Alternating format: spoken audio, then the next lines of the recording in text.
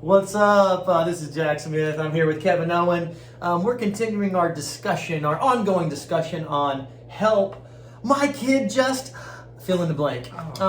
Kevon, what happens when a parent comes in and says, help, my kid is lying and won't stop? Oh no, the kids do the darndest things, just the darndest things. I think that might be copyrighted. When you come in and you hear that your kid is lying, try to find a good intrinsic motivator for them to stop lying. But if that doesn't work, then we try to find a good extrinsic motivator to inspire them to stop lying. And I tell people all the time that sometimes you got to get a little creative with punishments in the same way that they get a little creative with their stories. That's good right there. I like that. I think one thing you mentioned is to find an intrinsic motivation not to lie. I think as parents, a lot of times we don't understand that there is actual motivation to lie. Like, there's a benefit to lying. I know it sounds horrible, but it's the truth. I mean, I can get out of trouble for lying. I can not have to deal with things that I would normally have to deal with if I lie. I can get things that I wouldn't normally have if I lie. So there is actual benefit for lying. It's not good, it's not righteous, it's not appropriate, but there is a benefit. And if all you're doing is saying stop lying and punishing, well, you're not giving them an alternative to the benefit that they get out of lying. So I think acknowledging that there is a benefit to lying, that way you can tackle the problem a little better. Are you the kind of parent who incentivizes lying? Is a good question to ask. Now, I can tell my parent the truth, and then I can hear all of the things that I should have done differently and what they think about it, and they can go on and on and on. Or I can tell you a lie, and we can get through this thing a lot faster. A lot of this can be on you as you evaluate whether or not you have made it more worth their while to lie to you. Yeah, absolutely. Don't be Jack in A Few Good Men.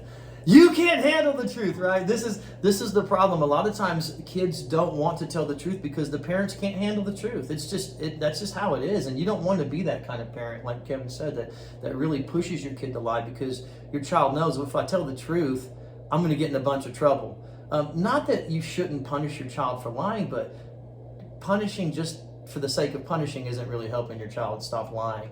I think the first thing Kevon said is giving them a reason why not to lie.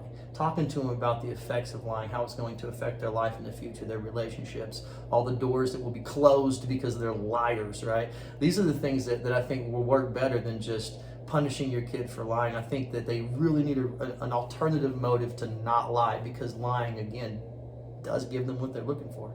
If you ever hear the old card game, there's a card game called BS. You don't want to play that card game with Jack Smith. Stands for Bachelor of Science, by the way. Bachelors of Science, yes. Where you're trying to catch someone in a lie. You don't want to play that game with Jack Smith. He studied neurolinguistic programming. He is like in your head, moving around, moving stuff. I don't even need this. Let me move it. Jack's right there doing that. Now, one thing that we would tell you is sometimes you don't have to reveal when you catch every lie. You can play this smart whenever your kid comes in and lies to you. You can show them you're the hammer. You're smarter than them. You caught them. Or you can burn that thing to the ground. You can drop the hammer. You can reveal that you know what they revealed, but that's not always the smartest play in the end. Mm-hmm. And remember, lying is one of the worst things you can do. Why? Because you never fix the problem. If you do something and lie about it, then you're going to repeat that behavior. You're probably not going to stop the behavior. So lying is something that's really bad. It's kind of like a byproduct of other bad things. You lie because you don't want to face the consequences of the other bad things you did. So if we don't keep our kids from lying, then we're basically enabling them to continue this bad behavior. Punish it. And punishment should involve, discipline, where they actually learn why they're getting punished. Don't be okay with being lied to, but be smart about how you approach it.